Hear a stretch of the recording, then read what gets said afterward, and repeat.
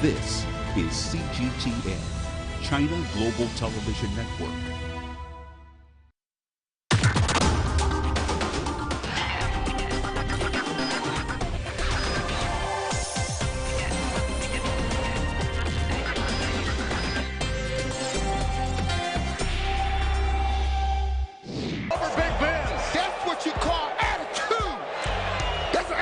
As one of the most successful international players in NBA history and the first ever non-governmental candidate to lead the China Basketball Association, what innovations will new President Yao Ming bring to the organization and China's basketball reform?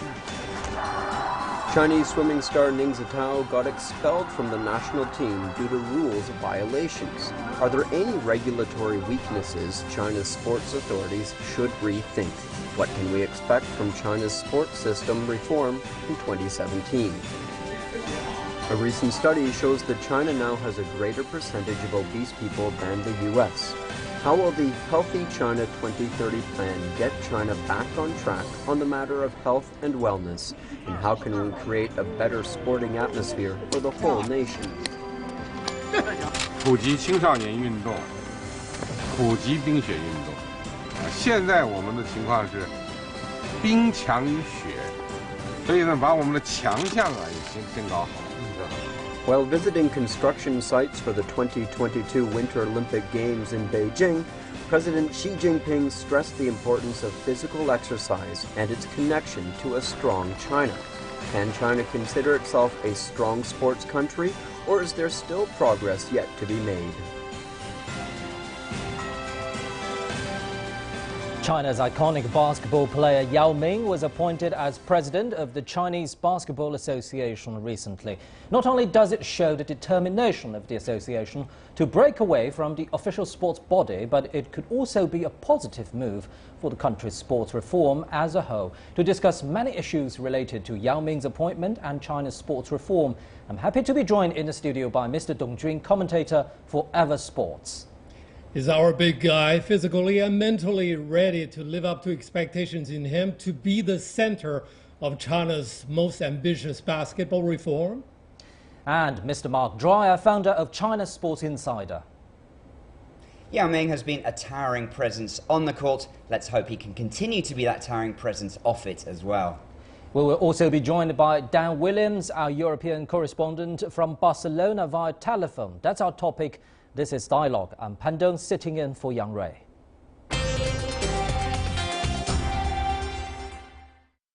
So, gentlemen, let's get a discussion started. First, I'd like you to be very honest. Are you surprised about, when you heard news that Yao Ming is the new president of China Basketball Association, Mr. Dong? Honestly, not really, not at all. Because for me, who follows Chinese basketball and sports news, you know, it already came out more than a month ago because Yao Ming was appointed as the head of a preparatory group preparing for this reform more than a month ago. So he was the person, the only choice to be the president.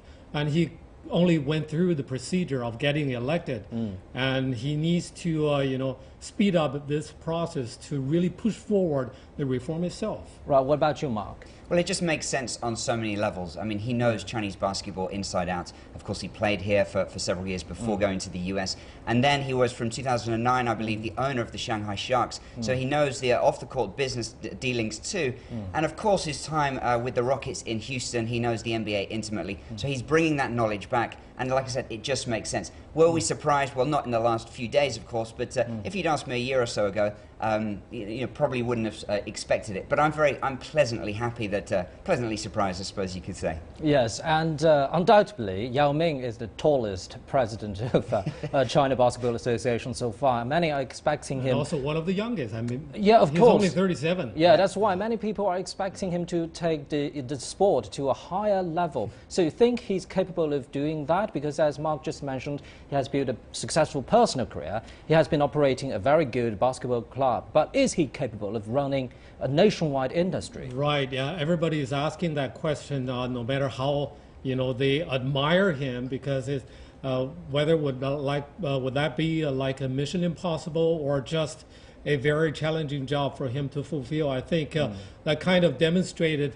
how determined the higher level of the leadership of the sports ministry, as well as the leaders of the government of the entire nation, to push forward this what they call, sometimes they call, overdue reform, because these reform measures have been are released as early as 2 years ago, right. and apparently they are not happy about the pace so far. No. And then they looked around and they couldn't find anybody but Yao Ming from outside of the system who would be courageous enough to carry out something that may sound crazy, but also fundamental to overhaul the entire system. Interestingly, you mentioned courage. So what went wrong with the previous 2 years of the reform?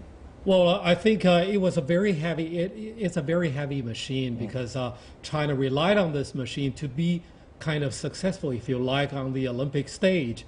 But the top leadership of the country also realizes that if you want to have the entire population to be really intimately involved with sports and practice sports, and let sports to create more business opportunities and jobs, you should set free the system, and you should allow the public to have more ownership. And that's a very clever and smart realization and determination by the government. So, Mark, you're from the United Kingdom. Have you seen such precedents that can be proved that athletes or professional players can be very good managers? Talking about the story of Sebastian Coe. Well, yeah, he was the obvious candidate. I mean, at the moment, he sort of seems to be in a little bit some rough waters there with the athletics body. But lots of people have supported him and said, reform is difficult. It doesn't matter what country, what sector you're in. It's going to be uncomfortable for a lot of people. There are bound to be entrenched interests, people very comfortable, and they have to change those decisions. Put some people out of business because, of course, they're not the right people for the new positions that are undoubtedly going to be created, that need to be created if you're really trying to change what's happening. So that's something that Yao Ming is going to have to face once he gets starts to get his roll up his sleeves and get his hands dirty. Of course, some of the decisions he needs to make, some people will be pushing back. Then we'll really see how much support he has from the people that need to be supporting him. Yeah, Mr. Dong, what do you think is the strategic thinking behind this appointment? I think, for the CBA as well as other sports, it means a very demanding job. But as I said, that the government has decided, okay, compared with other industries in the country like real estate, like manufacturing, a lot of other industries, sports remains a tightly administered industry or business still to be freed up. At least 99 or 95% of all the resources in sports in China remain in the grip of the state system, which still belong to the old system of 20 or 30 years ago, right. which doesn't really match where China is now overall. And I think for a country of the largest population in the world of 1.4 billion, you cannot let the state system to do the assignment all the time. And the public has already demonstrated that, okay, they are fine, they still cheer for their national athletes during the Olympics, but throughout the rest of the year and the other 3 years, they don't have much to do. Right. And now it's really time for China to move forward and change the development format. This is also crucial for an economy undergoing some fundamental transitional changes. Yes, when people talk about sports reform in China, talking about obstacles especially, they always think the role of government is kind of an obstacle in some professional sports. But is there always a conflict of interest? Because we know that Britain has done very well, improved a lot in last year's Rio Olympics. So, and it's totally due to British government's encouragement. What's your take, Mark? But it's definitely depends on the sport. I mean, England, of course, as it is for football, has been trying for years to improve its team, and unfortunately, from my point of view, it's failed. I don't see England on the verge of any World Cup victories anytime soon. It's been able to tackle sports like cycling and so on very well because they're still relatively small. So on the global stage, they're far less competitive. China has also done very well in certain Olympic sports for similar similar reasons. You can throw resources at some of these smaller niche sports, and you can get globally competitive very, very quickly and win a lot of medals, whether it's the UK GB in cycling, as I said, or China over here. But when it comes to these larger team sports, it is a different thing. Football, of course, is the big one where it's much, much more competitive on a global stage because you just have hundreds of millions of children all over the world, all over Europe, all over South America, Africa, and so on, playing soccer from the age of, well, as soon as they can walk. So to take a 15-year-old here and try to coach them for 10 years, it's just not going to work. They're not going to be competitive on the global stage.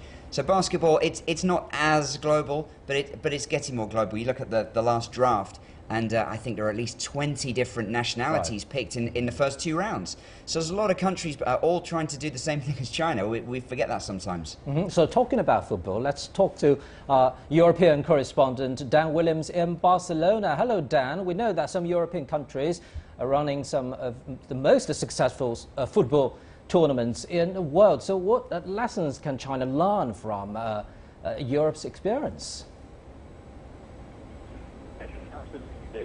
You're absolutely right. That China can learn from this part of the world in terms of. Well, it sounds like we're encountering some technical difficulties right now, and we'll try to talk to Dan later in our program. So, Mr. Dong, talking about sports reform, what do you think are the priorities right now? I think the #1 priority is to send a very strong message to the public. Okay, we're ready. Don't question us anymore. There is no hesitation left for you to do, and we have to go ahead. And not only for the professional sports like soccer or football or basketball and volleyball, but now even ping pong, which doesn't have much reason to worry about their own status, is being told that they should be prepared to reform its whole structure to attract more attention, more popularity from the public, to allow more young children, young people to practice. And also even the chess team, national chess team, and the Go teams are being told that get ready for reform because sports really belong to the people. You know, you have the largest population, and the state system no longer can live up to expectations to cater to their needs. For example, back to basketball, when you have private investment in various teams around the country, and they have to, speak for their own interests, and the government no longer can handle those disputes on the court anymore. So you think the key message here is that take care of the sport by yourselves, and government will no longer take care of you. Is that a key message here? Absolutely, because people, you can call them interest group, but they have been originally inside the system, and they're kind of worried about losing their jobs or where they could, fit in under Yao Ming's new scheme. And now, I think the message is you have no alternative. You have to adapt to this reform. Otherwise, you really, kick yourself out. Well, Mark, from the Western experience, how difficult is it to commercialize a professional sport?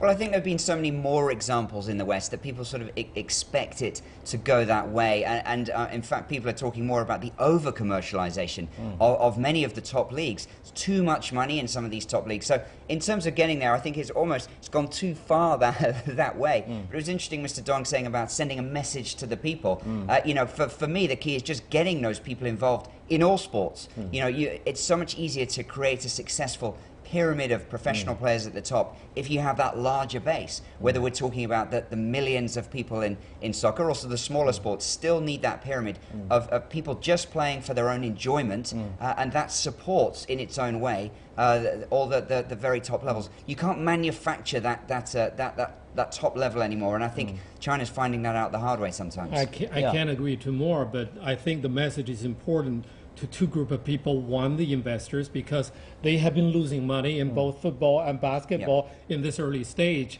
If they don't get such a confidence notice, they may pull the plug anytime. But at the same time, even more profoundly, I think parents of young kids are also kind of hesitating to see, okay, whether this is something that will last very long before they can agree that their kids can play on the ground and practice more physical sports. Right. Thank you very much, gentlemen. We'll be continuing this discussion very soon. You're watching Dialogue on CGTN. Stay with us.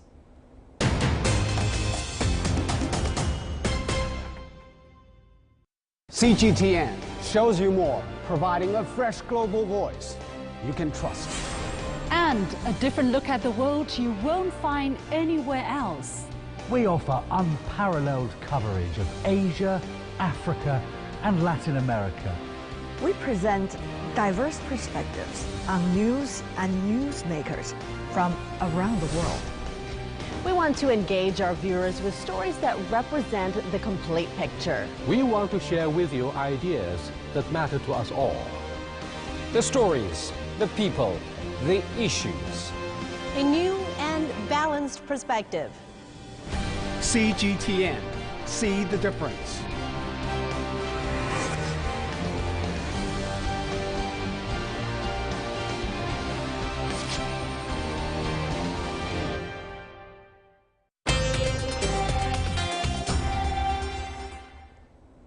Welcome back. You're watching Dialogue. So let's continue the discussion on China's sports reform. Mr. Dong, earlier you described the current sports system in China as a heavy machine. So do you mean that the strength of interest groups are too strong?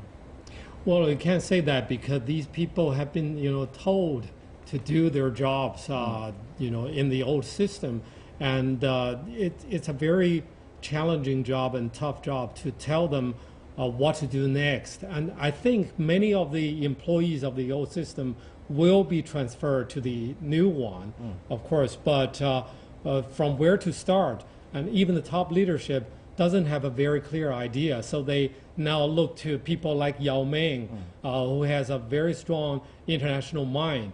But at the same time, Yao Ming also needs to, come back to reality. There are already discussions in Chinese media recently about the obstacles he freshly faced when he put forward his new ideas about what to reform to the professional league first.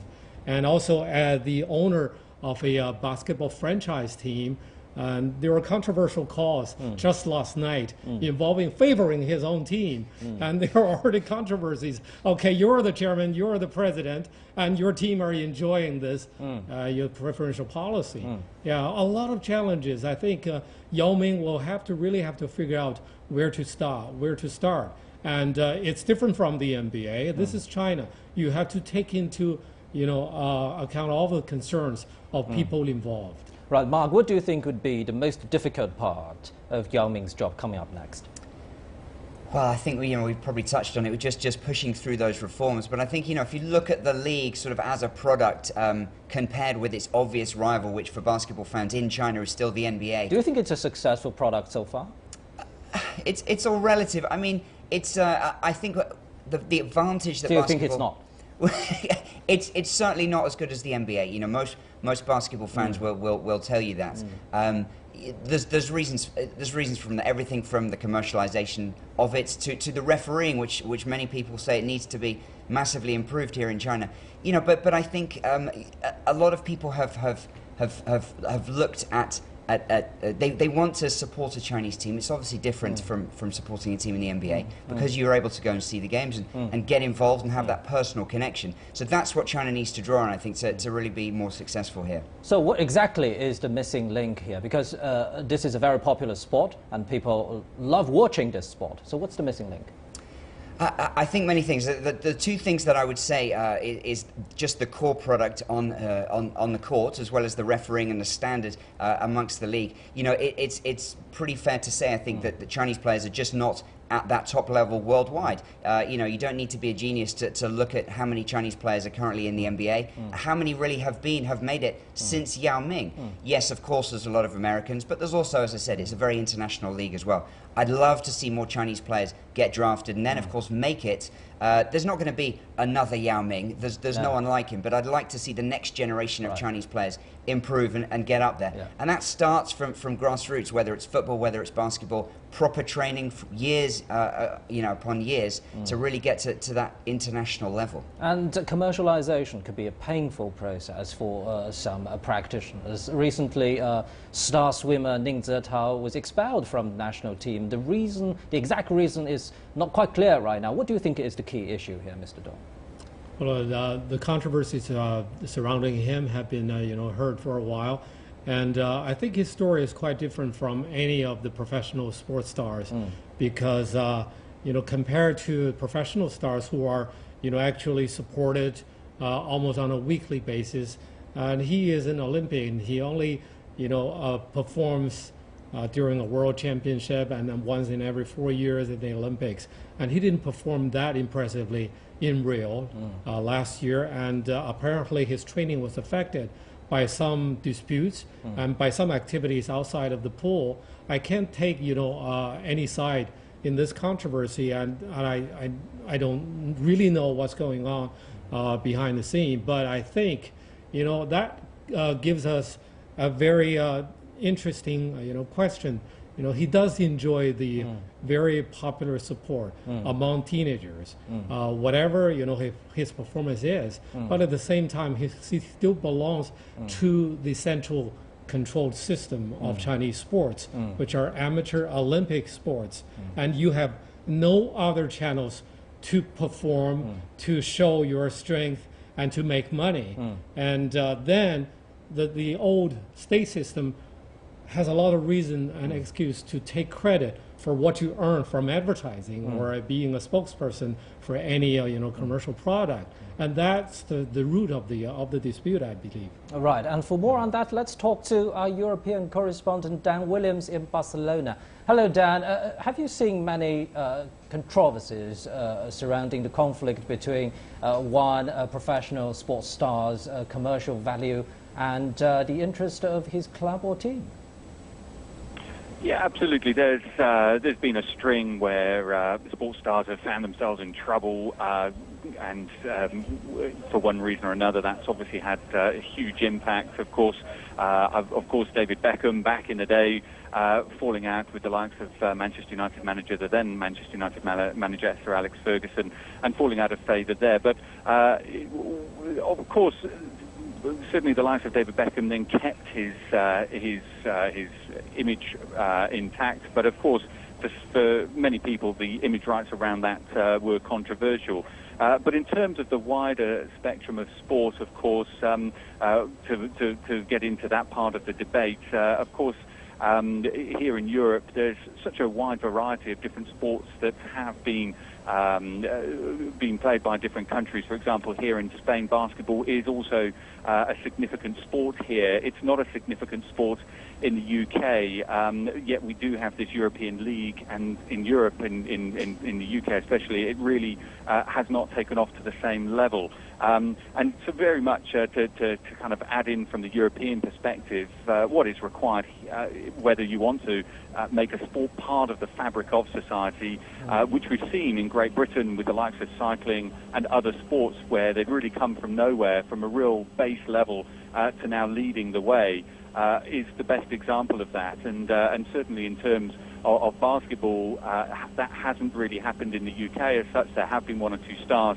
It hasn't really happened so much from the UK in terms of basketball, but a number of other sports it has. And as I say, they obviously now lead the way in many, many different sports, some of which are team sports. Many of them, though, are more individual sports, such as cycling, rowing, and the like. And certainly it depends on just trying to build the pyramid, get the best coaches in place in order to bring about that kind of rapid rise in any particular sport.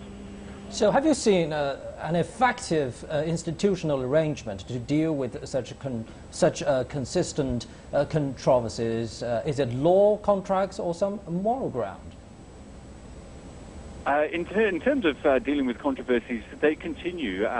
We've, for example, in the UK, for example, there's been a vote of no confidence in how the FA handles football, that it's just not doing enough. There are children giving up the game, just not pursuing it in the way that they used to. So certainly there have been huge differences, and until those worlds start to align, then it is always much more the case that the sport struggles.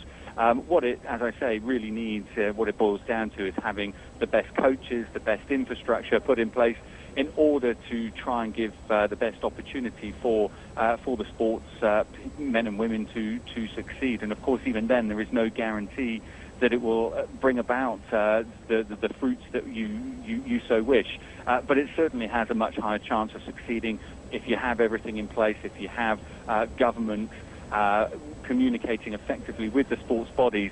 But perhaps having someone like Yao Ming to come in to be the inspiration in terms of Chinese basketball, to be the inspiration to have this figurehead that people look up to, not just within China, but across the world. And that really is a way of just maybe that can galvanize the sport in China. We've seen it happen in other places, and there's absolutely no reason to suggest that it can't happen there. But of course, we've also seen it happen the other way.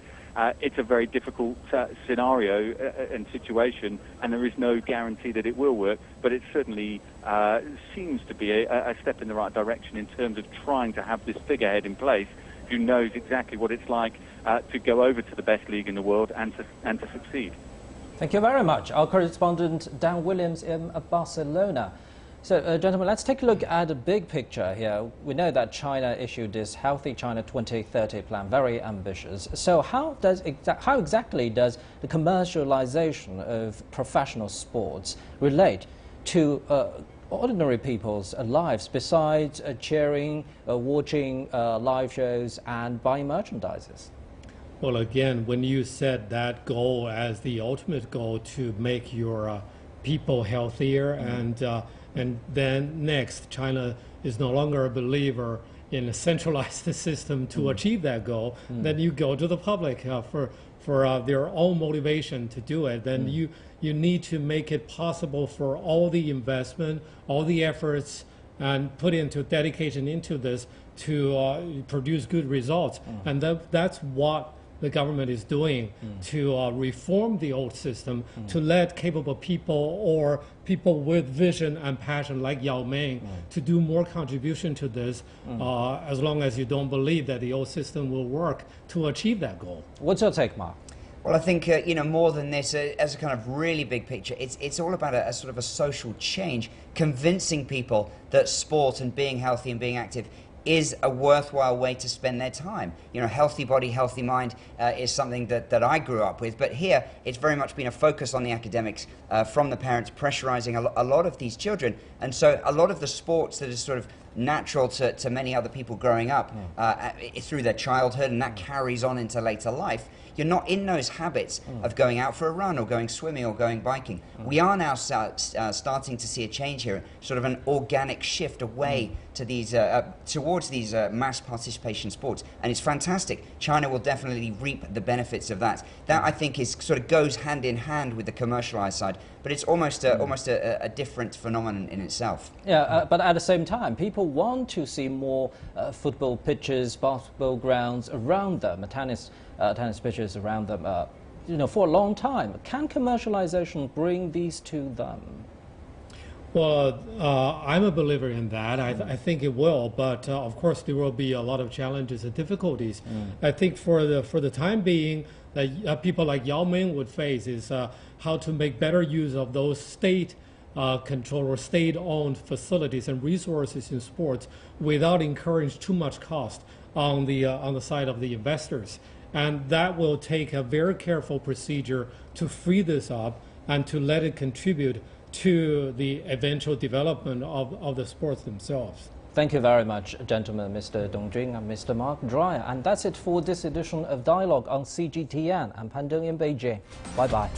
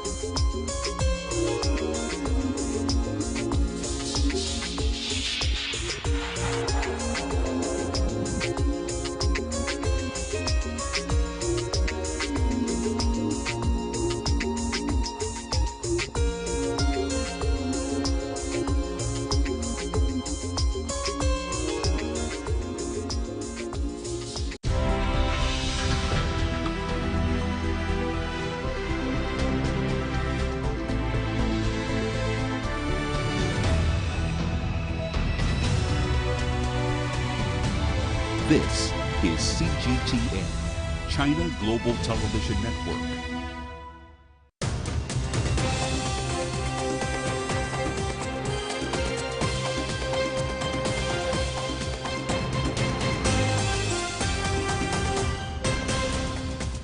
I'm Zhou Xu.